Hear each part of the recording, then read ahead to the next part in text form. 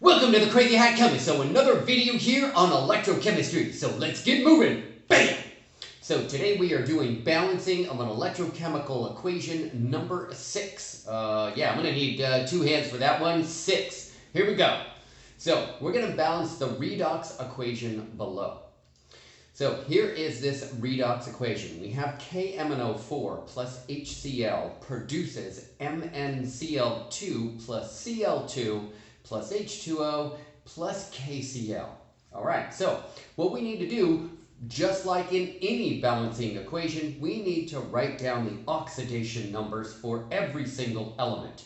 So potassium is in group 1, oxygen is a 2-, so therefore we need to solve for the manganese charge. So potassium is a 1+, the manganese therefore is a 7+, and the oxygen of course is a -2.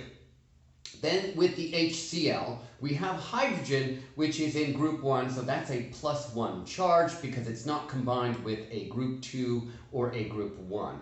And the chloride would be a -1, as all halogens are for the most part. So hydrogen is a +1, chloride as a -1.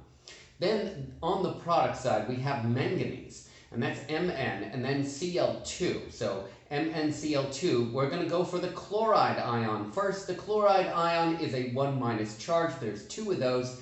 The manganese, of course, then would be a positive charge and a 2+. And the chloride is a 1-. Now, chlorine, that's one of the diatomics. Hopefully you remember that. It's one of the diatomics in its standard state. That is at standard temperature, 25 degrees Celsius and 1 atmosphere pressure. Chlorine is a diatomic, so its oxidation number is 0, like any element in its standard state. We've done water before. Hydrogen is a +1 and oxide is a -2, and there are these 2 right there. Then the next one here on the product side is potassium chloride, and potassium is a +1, chloride is a -1. So those numbers are right there, right now. All right, so now that I've labeled all the oxidation numbers for every single element, now I need to figure out which 2 elements, or which element, is changing in oxidation number.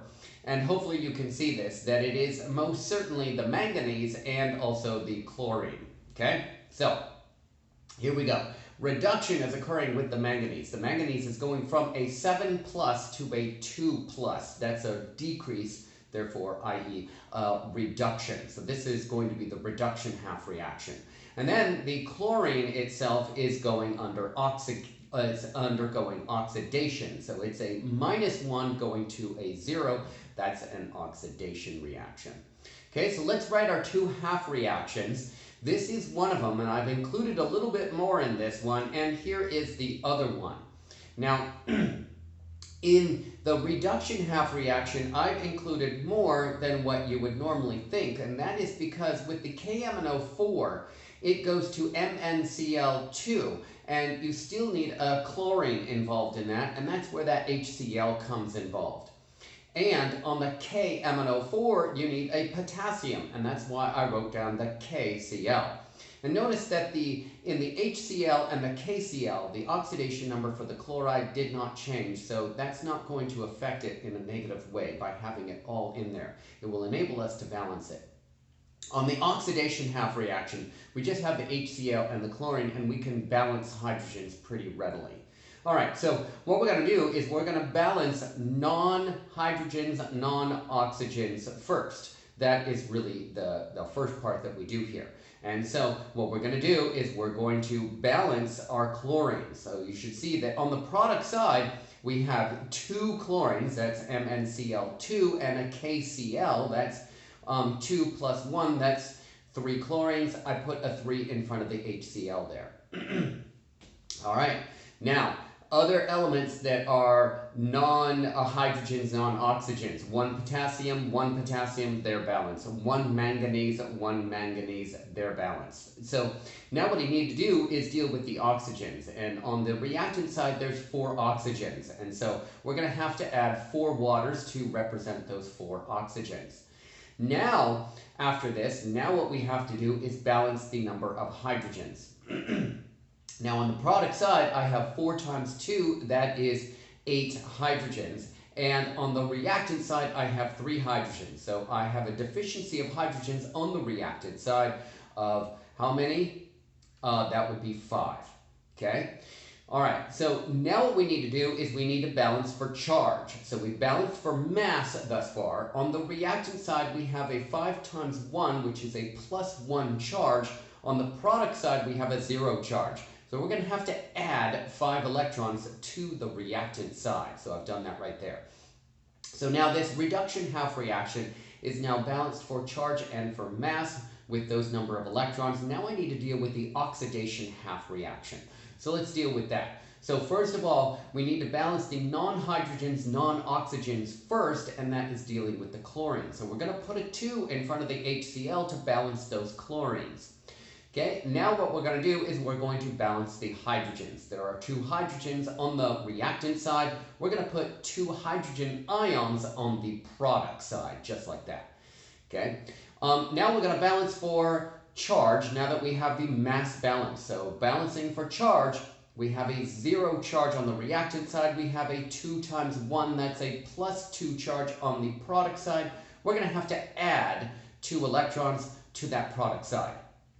All right, now, again, the whole premise of this whole balancing half reaction method is by canceling out the electrons. You should notice that the electrons are on opposite sides. That's on the reduction half reaction, electrons are on the reactant side. On the oxidation half reaction, the electrons are on the product side. We have to have the same number of electrons on opposite sides in order to add up the 2 half reactions. We don't have that. So what we need to do is we need to multiply the top reaction, that's the reduction half reaction, by 2, and the bottom oxidation half reaction by 5. So here's multiplying the top one by 2 and the bottom one by 5. This will get us a total number of electrons as 10 electrons on both the reduction half reaction at the top and the oxidation half reaction at the bottom there. So what we're going to do is notice that this is also in acid. So this is in acid because we have the hydrogen ion. And I want you to notice that on the reactant side, at the very beginning redox reaction that was given, we have HCl. HCl in solution, that's aqueous, is hydrochloric acid. So that makes sense. This is an acid, and that's why we are adding those extra hydrogen ions. Okay. So what we're going to do is we're going to distribute that 2 on the reduction half reaction. We're going to distribute the 5 on the oxidation half reaction so that we come up with the multiplying values and the 10 electrons. So I've got my 10 electrons on the reactant side. I've got 10 hydrogen ions. I got 6 HCl. I got 2 KMnO4, and then I got 2 MnCl2. I have 2 KCl and 4 waters. Excuse me, 8 waters. Okay, now what we're going to do is distribute the 5 with the oxidation half reaction.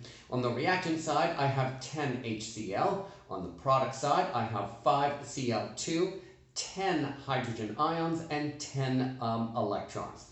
Now, what we have done thus far is we have been able to have 10 electrons on both the reactant and the product side. So we're going to draw a line in the sand here and then add these up. So let's see if we can cancel out the electrons. And yes, they do cancel out. That's the whole idea of this whole half cell method, is by canceling out the electrons. Now, are there any other things that I can cancel out or maybe potentially combine? And the hydrogen ions also cancel out, so that's good.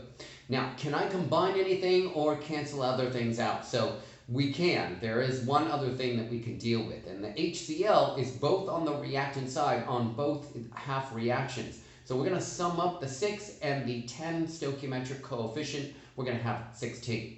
There's nothing else that I can either cross out or delete or add up and sum up. So now what we're going to do is drop everything down, and this is what we're going to get. So we're going to get 16 HCl, 2 KMnO4 on the reactant side, and on the product side, we're going to get 5 Cl2, 2 MnL, 2 MnCl2, 2 KCl, and 8 water. So again, what you need to do is you need to make sure and verify that you have done this correctly. That's your very last step before you start labeling this. So how many hydrogens do you have on the reactant side? 16. How many hydrogens do you have on the product side? Well, look at that water, and you got an 8 stoichiometric coefficient, so it's 8 times 2, that is 16. How many chlorines on the reactant side? That is 16 times the 1 for the HCl, so that's 16. How many chlorines do you have on the product side? So pay attention to this. You have 5 times 2 for the Cl2, so that's a total of 10 thus far. So hold that down, write that down. And then you have 2 in front of the MnCl2, so that's a total of 4. So we've got our 10 plus our 4, that's 14. Okay, and then we have a 2 coefficient in front of the KCl, and that would give us an additional 2, so that's 16 chlorines. So the chlorines also balance as well. Okay, now what we're going to do is on the reactant side we have 2 potassiums, on the product side we have 2 potassiums. Okay, on the reactant side we have 2 manganese, on the product side we have 2 manganese. On the reactant side we have 8 oxygens, okay, and on the product side we have 8 oxygens. Fantastic, we have balanced this, congratulations. So now let's do some labeling here. So, just like what you have labeled before, you have oxidation for the HCl. That is, the HCl is also the reducing agent. And the KMnO4, that's the potassium permanganate. That's undergoing reduction. It is also called the oxidizing agent. Okay, now you have successfully balanced yet another electrochemical equation via the half-cell method of redox reactions. Okay, I am the crazy hat chemist, and of course we do, of course, have a crazy hat. So hold on to this here. Okay, and here is our crazy hat. I am a king. I am the king of chemistry here, hopefully, helping you through all these cool chemistry problems. If you enjoyed that video, please give me a thumbs up. Also, subscribe to my YouTube channel. I'd greatly appreciate that. And you can find me on the World Wide Web, if you will. That is, you could Google me and then find my website. And you can get yourself a sticker if you donate for this wonderful cause that I am doing, and that is producing chemistry videos for anyone. Or you can get yourself a cool t-shirt with my logo on it. So again, have a fantastic day. I'll see you for more cool chemistry videos. Bye for now.